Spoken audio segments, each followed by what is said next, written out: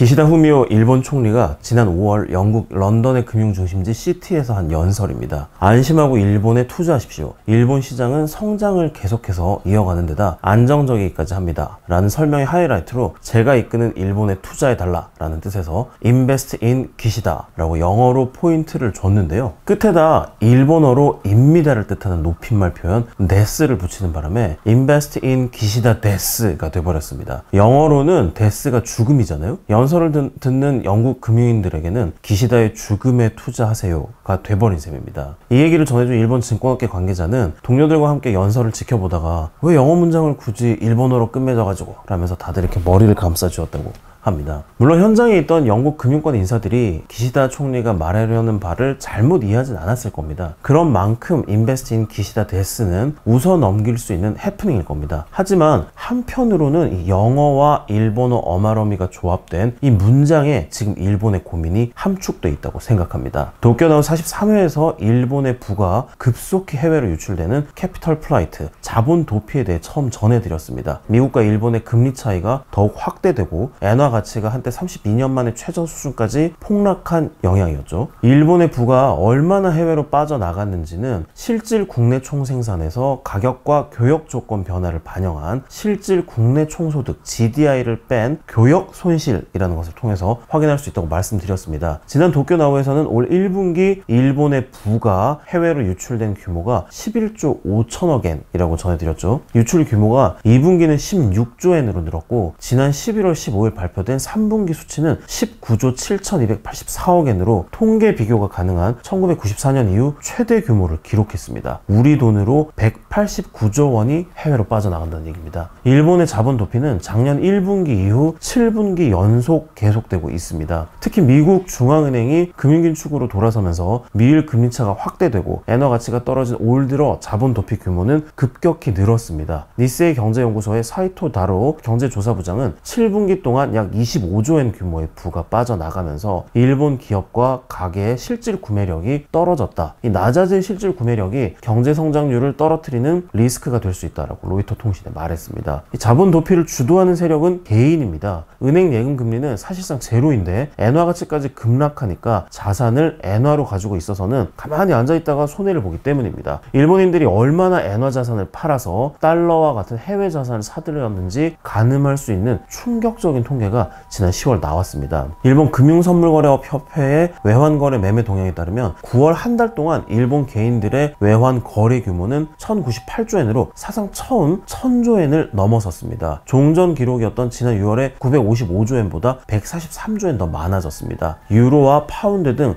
다른 통화를 포함한 전체 외환거래 규모 역시 1398조 엔으로 사상 최대치를 기록했습니다. 개인 투자가들의 1일 평균 외환거래 규모는 약 60조 엔입니다. 일본 시중은행들의 1일 평균 외환거래 규모는 55조 엔입니다. 일본 개인 투자가들이 이 외환을 본업으로 하는 금융권보다 더 많이 달러와 유로를 사고 판 겁니다. 참고로 한국 외환시장 전체의 1일 평균 거래액은 553억 달러로 일본 개인의 8분의 1 수준에 불과합니다. 개인들의 외환 거래가 급증한 시점 역시 일본은행이 나홀로 금융완화 정책을 고수하면서 미일 금리차가 급격히 확대된 지난 3월부터입니다. 9월 한 달간 개인들의 엔달러 거래 규모는 지난해 같은 기간보다 3.6배 급증했습니다. 올 상반기 개인들의 엔달러 거래액도 지난해보다 2.8배 늘었습니다. 일본인들이 엔화를 버리고 달러 등 다른 나라 통화로 갈아타는 건 일본 경제가 그만큼 매력이 없다는 반증이겠죠. 코로나의 충격으로 경제가 고꾸라진 건 세계 어느 나라나 마찬가지였습니다. 하지만 회복 속도는 나라마다 크게 달랐습니다. 미국과 유럽연합, 영국 등 주요국들의 GDP는 모두 작년 2, 3분기에 코로나 이전 수준, 즉 2019년 4분기 수준을 회복했습니다. 반면 일본의 GDP가 코로나 이전 수준을 회복한 건 경쟁국보다 1년이 더딘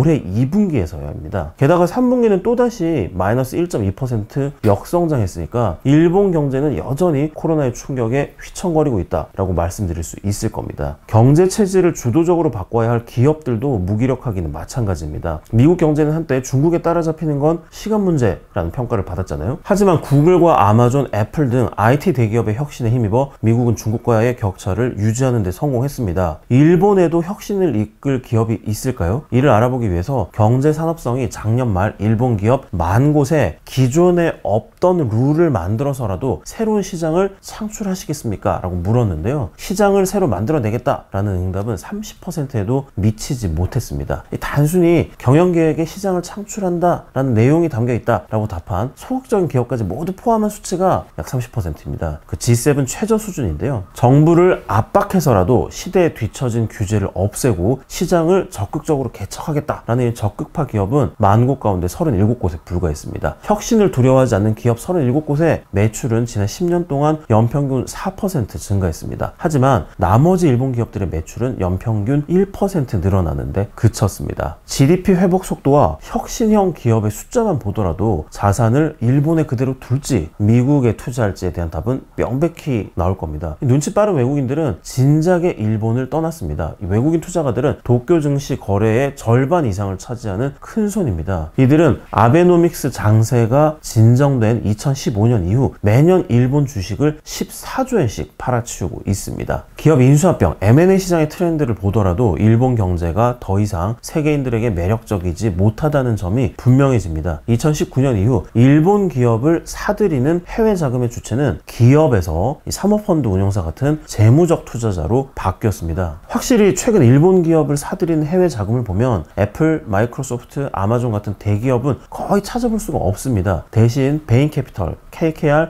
CVC 캐피털 등 PEF들이 일본 기업들을 열심히 사모으고 있습니다. 일본 M&A 시장의 큰 손이 글로벌 기업에서 PEF로 바뀌고 있다는 것은 뭘 의미할까요? 니혼게이자의 신문은 글로벌 기업이 글로벌 전략을 펼치는데 반드시 필요로 하는 일본 기업이 그만큼 줄었다라는 의미라고 분석했습니다. 더 이상 일본에는 탐나는 기업이나 사업체가 없다는 거죠. 한 미국계 투자은행 관계자는 일본 기업만 갖고 있는 기술과 제품이 줄고 있기 때문에 글로벌 기업에 관심이 낮아진 것이라고 설명을 했습니다. 일본은 어떻게 해야 잃어버린 30년의 무기력증에서 깨어날 수 있을까요? 아베 신조 전 총리는 아베노믹스를 일본을 장기 침체의 늪에서 끄집어낼 수 있는 비책으로 내놨었습니다. 기시다 총리의 카드는 그의 경제 정책인 새로운 자본주의입니다. 기시다 총리가 세계 금융 중심지 런던에서 인베스트인 기시다라고 호소한 것도 지금부터 자신이 일본 경제에 활력을 불어넣을 테니 자신의 정책을 믿고 일본에 투자해달라고 요청하기 위해서였습니다. 기시다 총리의 새로운 자본주의는 그동안 말은 거창한데 도대체 뭘 어떻게 하겠다는 건지 모르겠다라는 비판을 많이 받았습니다. 그런데 이번 주 새로운 자본주의의 세부적인 방안이 처음으로 공개됐습니다. 한마디로 요약하자면 저축에서 투자로입니다. 2,000조엔이 넘는 가계 금융자산을 투자 분야로 유치해 성장의 물꼬를 트겠다는 계획입니다. 작년 말 일본의 가계 금융자산은 2023조엔으로 처음 2,000조엔을 돌파했습니다. 이 가운데 54% 1,092조엔이 예금과 현금 형태로 잠자고 있습니다. 주식 비중은 10%에 불과합니다. 가계 금융자산의 10%만 투자 분야로 끌어들여도 기업의 200조엔의 새로운 모험 자본을 공급할 수 있다는 게 일본 정부의 계산입니다. 저축에서 투자로를 실현시키기 위한 핵심 방안으로 기시다 총리는 니사, 소액 투자 비과세 제도의 대폭 개선을 새롭게 제시했습니다. 니사는 투자 차익에 일정 기간 세금을 물리지 않는 개인 투자자 활성화 대책입니다. 영국의 ISA라는 제도를 본뜬 것인데요. 개별 종목에 자유롭게 투자할 수 있는 일반형과 투자 신탁을 통해 간접 투자하는 적립식의 두 종류가 있습니다. 일반형은 5년, 적립식은 20년간 투자 차익에 대한 세금을 면제받습니다. 일본 정부는 그래 니사 제도를 2042년까지 한시적으로 운영할 계획이었습니다. 하지만 이 제도를 영구적으로 운영하고 면세 기간도 무기한으로 늘린다는 게 이번 니사 제도 개선의 핵심입니다. 일반형은 120만엔, 적립식은 40만엔인 연간 투자 상한도 높이기로 했습니다. 일본 정부는 니사 개선을 통해서 6월 말 현재 1,730만 개와 28조엔인 계좌 수와 투자 금액을 5년 내에 각각 3,400만 개, 56조엔으로 2배씩 늘린다는 목표를 세웠습니다. 이렇게 해서 가계 자산이 늘면 소비가 증가하면서 잃어버린 30년의 근본 원인인 디플레이션에서 벗어날 수 있다는 겁니다. 가이즈 마사노부 노무라증권 선임 리서치 펠로는 가계 금융자산의 10%인 200조엔만 저축에서 투자로 옮겨가도 가계 자산이 10조엔 불어날 것이라고 추산했습니다. 물론 주식이나 채권이 오른다는 전제지만요. 이 저축에서 투자로는 사실 2003년에 일본 금융청이 슬로건으로 처음 내건 이래 20년째 일본 정부가 반복하는 구호입니다. 같은 구호가 20년째 반복된다는 건 이루어지지 않았다는 거겠죠. 이번에는 일본인들이 정말 저축에서 투자로 움직여 줄지는 일단 지켜보시기로